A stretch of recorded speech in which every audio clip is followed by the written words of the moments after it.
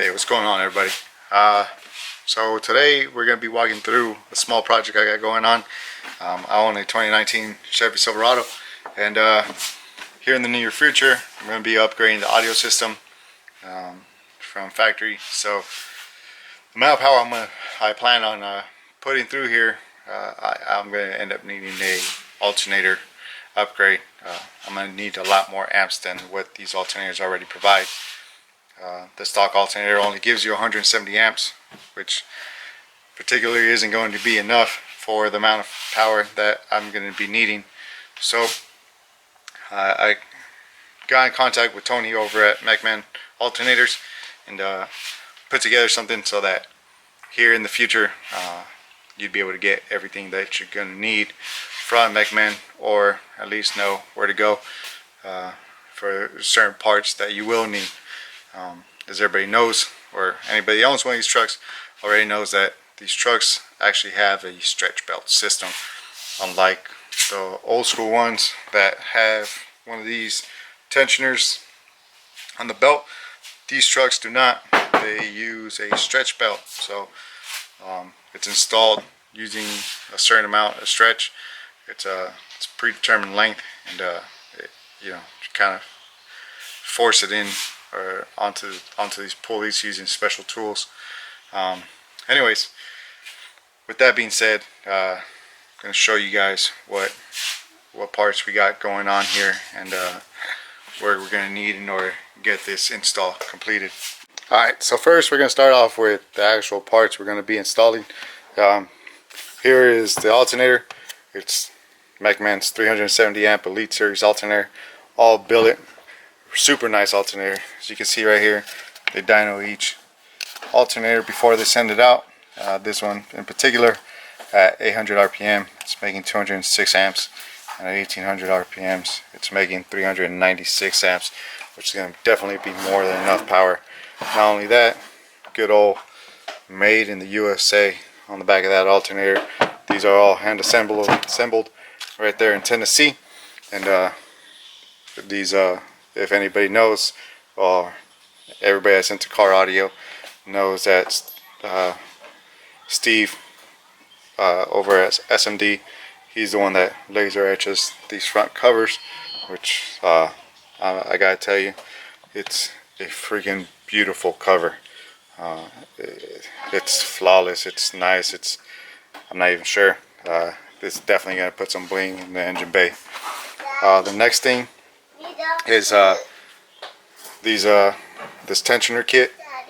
This tensioner kit from ICT Billet LLC. They have all the parts included in a small kit that you can find on their website.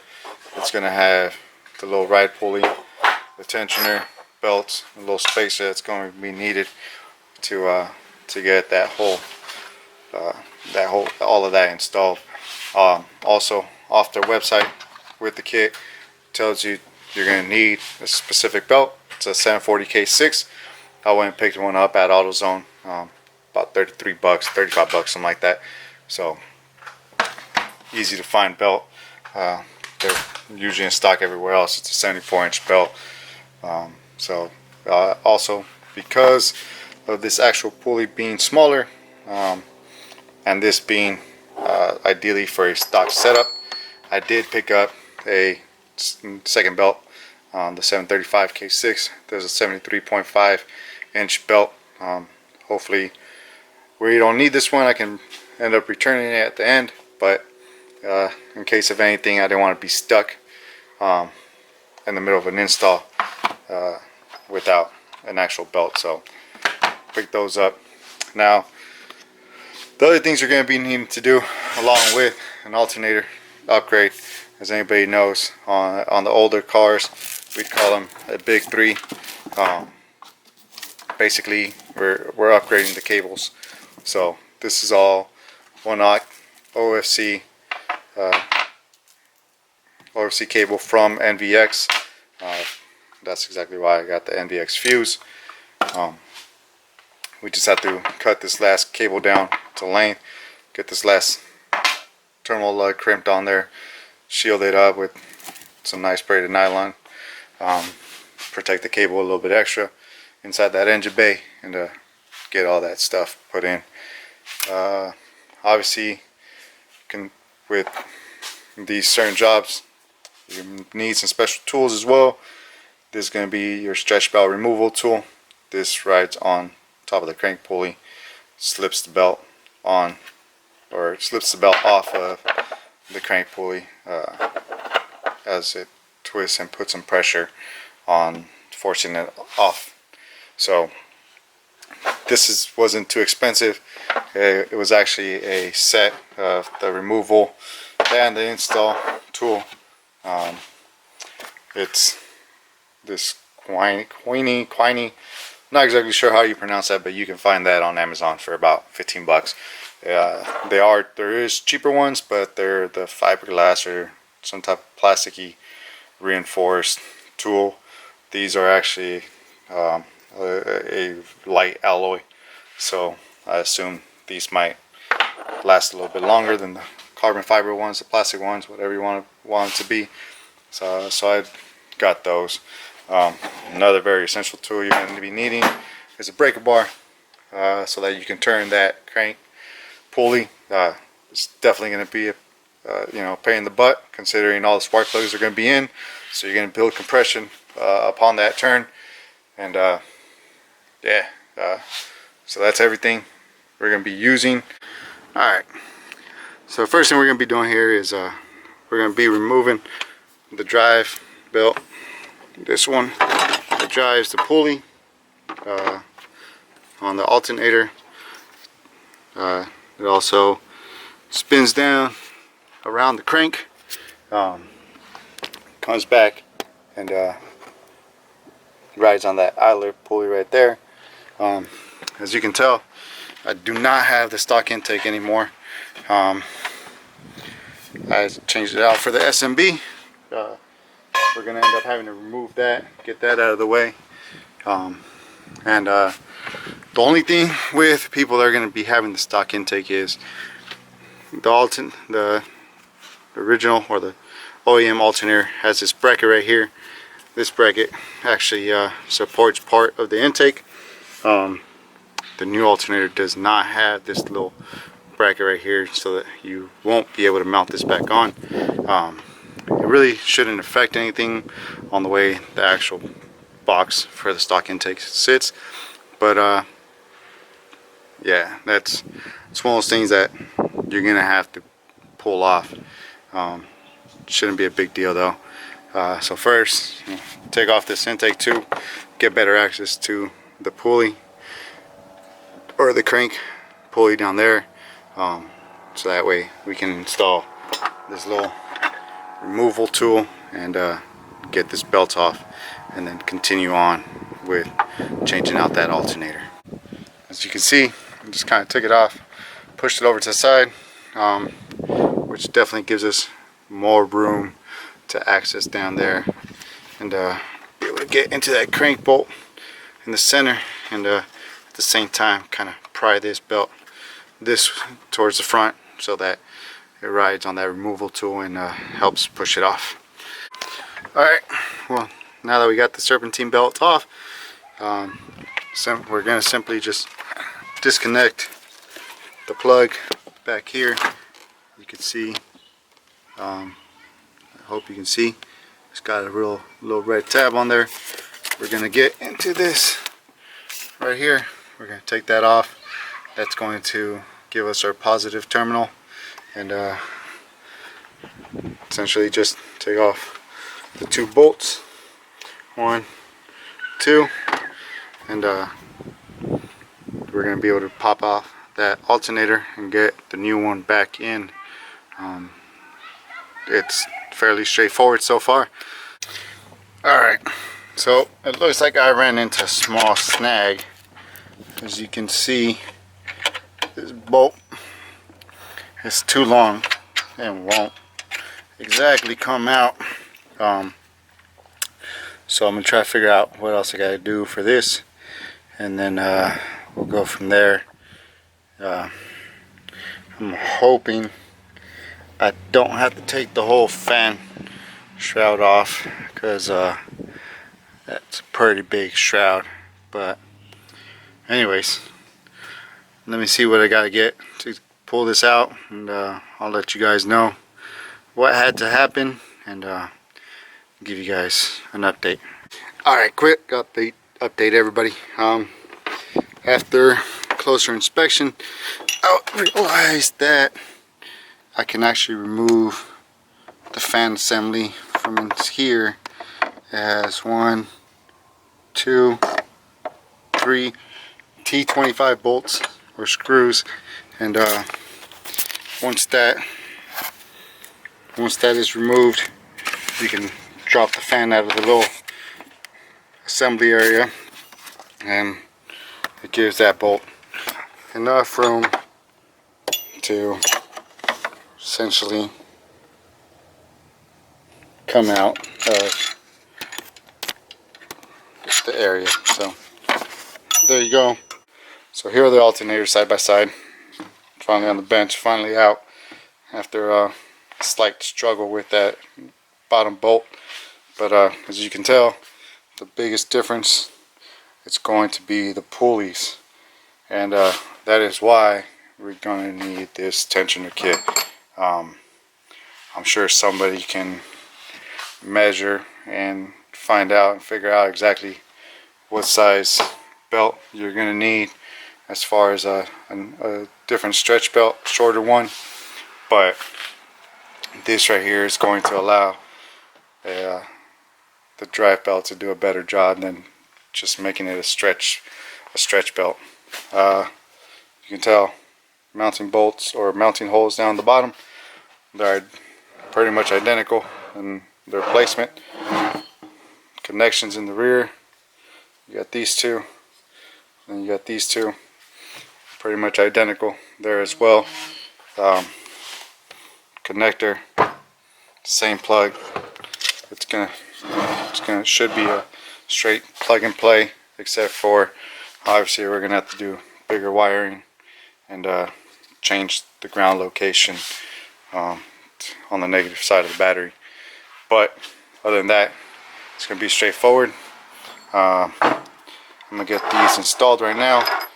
Let me get up in front of the engine and show you exactly where those are going to mount. You can tell, if you look in here, you can see this hole is actually threaded. That's going to be your idler, the little idler pulley. That's going to be just a free spin, and then this area right here, the center hole, that's also threaded. That's where your tensioner is going to go. Your tensioner has a little nipple, I guess you can call it, that will sit in here, and then obviously it tightens down into that hole. One other thing you want to do is, you have these fittings right here. Take a hammer with the side of the head of the hammer. Just bang these out a little bit. That way, when you're trying to drop in your new alternator, it drops in freely. You don't mar it or scratch it all up trying to get it down in there, trying to force it or whatnot. That way it just makes it a little bit easier. Once you stick the bolts back through, these fittings will push back up against the alternator and tighten down, and so then you'll have a nice tight fit. But let me go ahead and install these parts, and I'll cut you guys back on. So to install these idler and tensioner, it comes with this fitting right here. This fitting is going to go on one side of that pulley, and then the bolt will go through there, and this side will be up against the engine. That way this holds against that bearing. The longer bolt obviously is going to go through the tensioner and get put up on there. Alright, so as you guys can see, the new alternator is in, and everything is routed in accordance with how they have it set up on ICT Billet LLC's website. Being that the kit is from them, pretty much that's how it's ran. Last thing is, I just have to remount this fan into its location, and that will be that as far as what we had to take off and put back on. After that, I'm going to be routing the new aux gauge all the way up into the positive terminal right in here. I think I'm just going to route it. I already made some holes, put some rib nut inserts in this bracket so I can mount the actual fuse holder in there. I think I'm going to come with that aux gauge this way, wrap it down in through here, come down, back up to this post. As far as for the ground, there is a ground installed down there where that white tag is at. That is the factory ground. I'm going to disconnect it from up there, as any extra grounds with this smart charge system will really throw it off. So I'm going to just go directly from here, kind of come down in, up through here, and all the way up, and then just to that negative terminal and terminator right there. I did have to modify the battery cover just a little bit. As you can tell right here, I cut these. I wasn't sure what side I was going to use, so I kind of cut these little flaps off in here as well, kind of trimmed it down so that I can just route the positive cable all the way through, and then it would come. This is right over the terminal, the positive terminal lug, so that will connect right there, and that should be it. After that, we'll turn on the truck, make sure we have no check engine lights on, and see what else we got to go with. So hopefully this has been informational so far, and I'll keep on with this. Alright, so install the alternator and all the cables is finally complete after a nice warm day in San Diego, which essentially kind of made it a little bit more of a tedious task, but nonetheless the installation is complete. I'm going to show you guys a quick view of it, and I'll point out some things, and then I just got to put the intake back on and essentially turn on the truck, and we'll go from there. Everything was pretty much straightforward except for that lower belt on the alternator, or I mean the lower bolt on the alternator. That one was a little bit tedious as far as having to figure out where I needed to make the room to take that bolt out, which was just dropping that fan out of its place, and it gave me enough room, more than enough room to take out that bolt. But here's a close-up of the actual install. There's the power fuse for the power side, runs down, goes down with where there's some original cables running, and then hooks up to the alternator there. I'm going to end up covering this with some shrink wrap, that way, and then zip tying it in place right here so that it doesn't move anywhere. The other cable is here. There's the ground side. This one runs this way, comes back up, and then it's this nice shiny cable, comes all the way back, goes to the back, and then runs up and hooks up to the negative side. Now this cable right here is your stock ground cable. That one is really just connected to to a grounding point. Let me see if I can get you guys in there.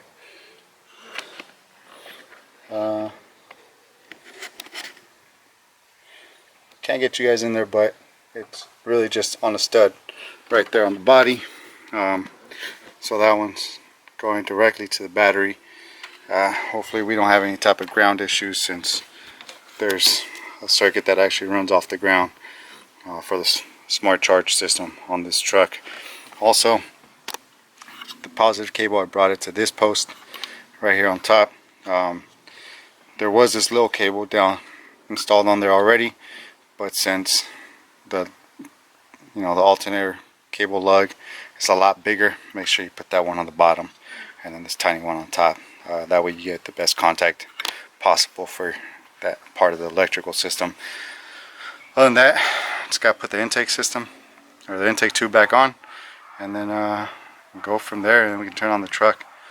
Alright, so I'm not sure if you guys can hear me, but the truck is on, the truck is running, everything is zip tied up out of the way. As you can tell, we'll bring you inside. No check engine light, no battery light. I do have a tire sensor light. For some weird reason, ever since I've changed out the tires, the wheels and tires, I can't get the sensor to actually continue reading, but that's an issue I can deal with having the truck every day. But other than that, everything is running right, and really no issues. Hey, what's going on, everybody? So it's been 36 hours since I finished the install on the alternator and all the parts. Everything seemed to work just fine. Just there was a little bit of things that I didn't like how they were sitting, which were the two pulleys that we had to add, one being the idler pulley and then the other pulley on the tensioner. It seemed a little bit off to me that the pulley with the ribs was riding on the back side of the belt rather than the front side guiding the belt. As a matter of fact, it ended up putting these little lines on the belt. I think you guys can see that. But anyways, so I took off the idler and the tensioner, took everything back off except for the alternator. But I took off those two things, and I switched the pulley, the idler pulley, onto the tensioner, and switched the pulley from the tensioner to be the idle pulley that sits on the block. And honestly, that ended up working very well. The one thing I also noticed was, after doing that, the tensioner, it sat almost all the way closed again, or as like there was no stretch on the belt or no tension on the belt. As a matter of fact, I can grab the belt and twist it more than halfway on the long strip towards the top of the engine, and usually you should only be able to turn that belt about halfway, so that it's kind of at a 180 degree twist. But anyways, so I switched those out, and everything seems to fit just right, except I had to go with the lower belt, or a shorter belt. So I had to go with the 73 or the 735 K6 rather than the 740 K6 that I had originally purchased, and that was recommended by LLC on their website. I'll get into the engine bay real quick. I know it's dark, but I'll show you guys what we got going on right here.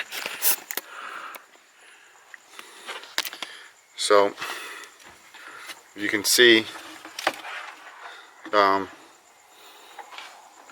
everything sits fine. Everything rides on the middle of that pulley, so I ended up switching this pulley from the tensioner onto here, and it rides basically on the center in between the two rounded off spots, or the flat spot in the back and then this rounded off spot up in the front. And the tensioner now has, I'm not sure I can get you guys really back down in there since it's kind of tucked towards the back, but now that has the rib pulley, and it rides just fine. There's no squealing. It doesn't look like there's any twist in the belt. And then if I can get some light in here towards this side, damn,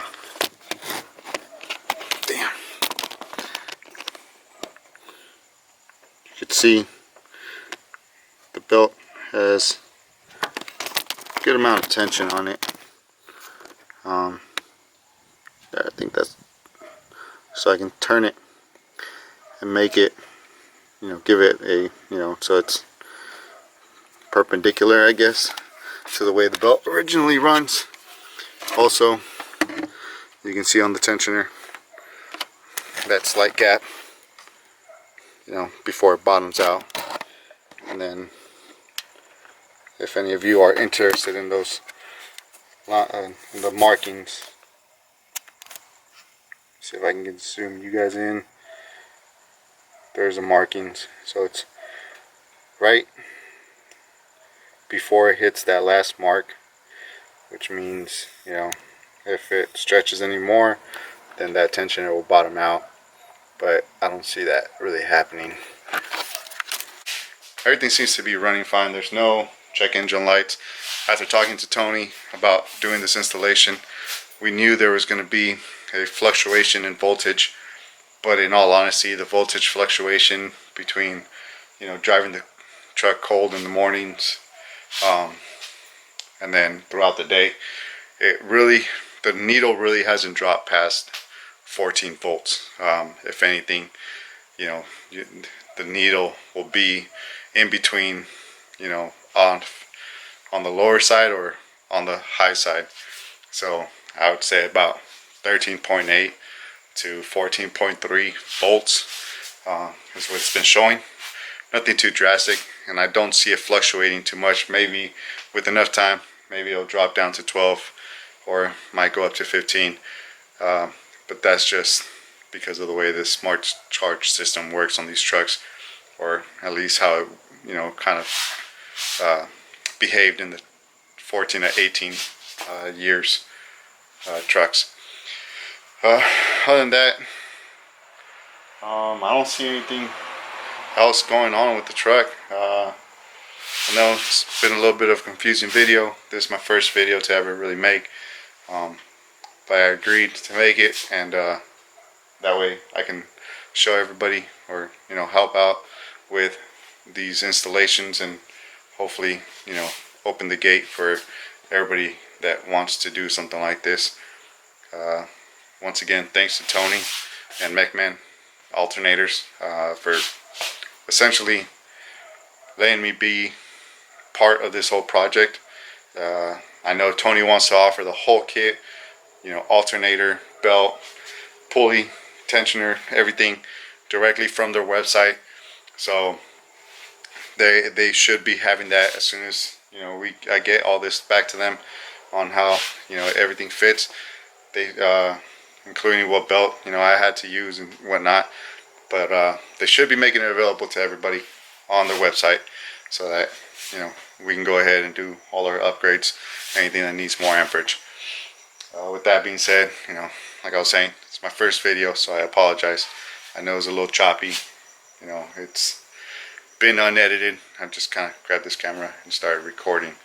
I'm completely new to this, so apologies. Any constructive criticism would be appreciated. Just don't roast me down in the comments. Anyways, hope this helps many of you out. If you have any questions, let me know. I'll try to get back to as many comments as I can. Also, I don't know, maybe I can start something with this truck. I have an audio system install that I'm planning to do. It's got two T1000 X5ADs from Rockford Fosgates, DMA10 from Audio Control going in, three-way component speakers in the front, two-way components in the rear. Gonna be making a custom box for under the seat, I hope. If not, then I'll be ordering one, but should have two P3s in there, a bunch of sound deadening and stuff like that. So if you guys want to watch that or follow through on that, let me know, and I'll try to make videos of that and get it all posted up for you guys as well. But yeah, anyways, thanks for stopping by, checking out this video. Hopefully it helps out anybody that wants to do this in the future. And I'll also tag my Instagram down underneath so that you can message me more directly and I can respond faster or easier, whichever works. But anyways, y'all stay good. Peace out.